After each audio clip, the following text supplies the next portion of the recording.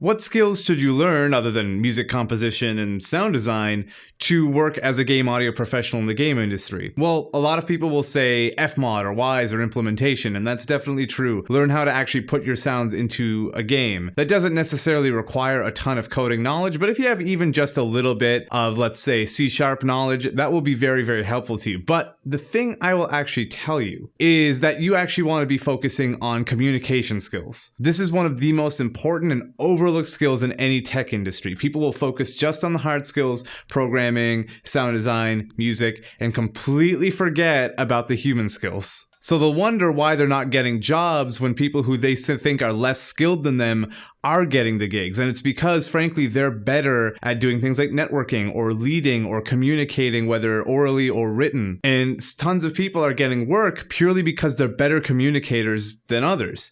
Even if they're not the best sound designer or the best composer, they're better at talking to people. They're better at interfacing with a team. They're better at working in the sort of game development environments that we're finding nowadays.